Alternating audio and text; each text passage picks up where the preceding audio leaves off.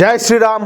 అందరికీ నమస్కారం. Welcome to news అఖండ. నేను మీ కస్తూరి శ్రీధర్. మిత్రులారా, ఐక్యరాజ్య సమితిలో ఉగ్రవాద దేశమైనటువంటి పాకిస్తాన్ ను మన భారత ప్రతినిధి ఊచకోత కోసాడట్నే. ఊచకోత అర్థం అవుతుందా? ఈ న్యూస్ చూడండి, సూపర్గా ఉంటుంది. ఓకేనా?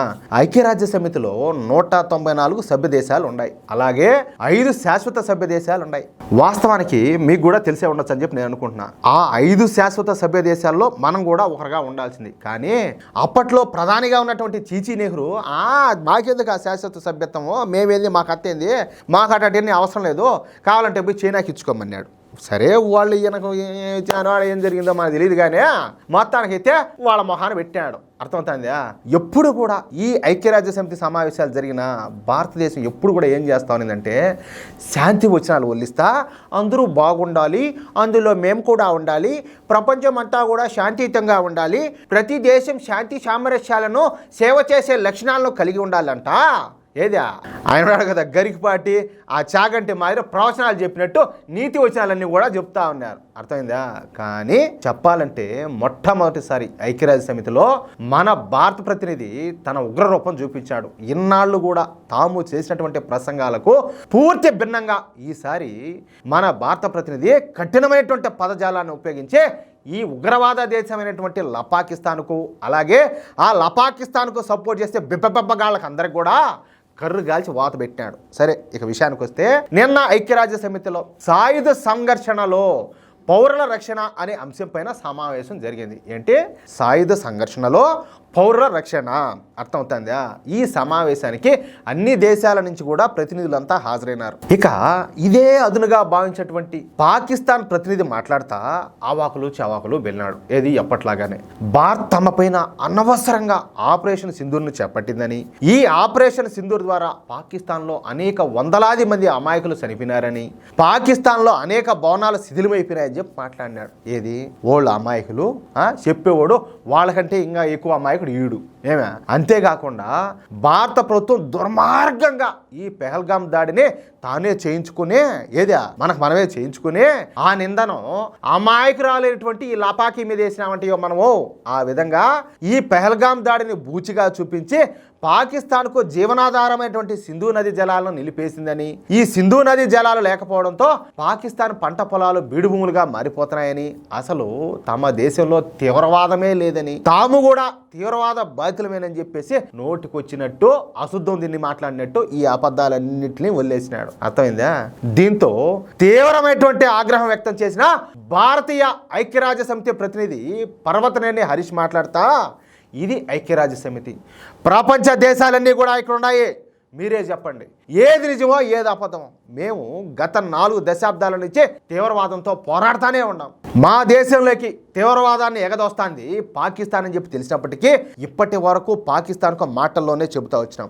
ఈ క్రమంలో మేము ఇప్పటి వరకు వేలాది మంది మా పౌరులను, అదేవిధంగా మా సైనికుల ప్రాణాలను కోల్పోవాల్సి వచ్చింది. ఈ తీవ్రవాదానికి అడ్డుకట్ట వేసే క్రమంలో మాకు కొన్ని వేల కోట్ల రూపాయలు ఖర్చు అవుతా వస్తుంది. ఫలితంగా ప్రజలకు ఖర్చు పెట్టాల్సిన ధనాన్ని మేము ఈ తీవ్రవాద నిర్మూలన కోసం ఖర్చు పెట్టాల్సి వస్తుంది. గత 4 దశాబ్దాలలో భారత్లో పాకిస్తాన్ 1000కి పైగా తీవ్రవాద దాడులను, బాంబు పేలుళ్లను నిర్వహించింది. ఈ విధంగా ఎన్నాళ్ళని చెప్పి మేము ఓపిక పట్టాలా? ఎన్నేళ్ళని చెప్పి మేము ఓపిక పట్టాలా? మేము కూడా మనుషులమే, మాకు కూడా రక్తమాంసాలు ఉన్నాయి. ఇక మేము ఇంతకు ముందులైతే చేతులు కట్టుకొని కూర్చోదలుచుకోవాలా. ఇక నుంచి దెబ్బకు 10 దెబ్బలు కొట్టాలని చెప్పేసి మేము నిర్ణయం తీసుకున్నాం. అందుకే పాకిస్తాన్లో దూరి మరీ దాడులు చేసి వచ్చాం.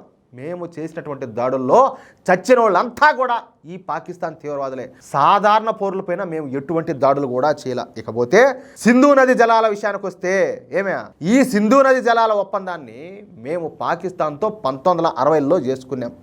ఈ నదీ జలాల ఒప్పందం ప్రకారం పాకిస్తాన్కు 80% నీటిని ఉపయోగించుకునేటట్టు, అదేవిధంగా భారతదేశం 20% నీటిని మాత్రమే ఉపయోగించుకునేటట్టు ఈ ఒప్పందం జరిగింది. ఈ ఒప్పందం అంతా కూడా ఎవరి నేతృత్వంలో జరిగింది తెలిసిన మీకు? ఆ చీచీ నెహ్రూ నేతృత్వంలో. లేకపోతే వాళ్ళకి 80% వాటా అయింది, మనకి 20% ఏంది? అసలు ఏడ న్యాయం ఇది? ఏంది ఇదంతా కూడా అంటాలే? వాళ్ళ దేశం ఎంత ఉండాలి, మన దేశం ఎంత ఉండాలి? వాళ్ళకి 80% నీళ్ళు ఏంది, మనకి 20% నీళ్ళు ఏంది?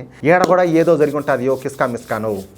ఆడ చైనా వాళ్ళకి కదా ఏది ఈ శాశ్వత సభ్యత్వాన్ని వదిలేసినట్టు ఐక్యరాజ్య సమితిలో 80% నేను వదిలినాడంటే ఈడ కూడా ఏదో జరిగే ఉంటుంది అర్థం అవుతుంది మీకు అది విషయం.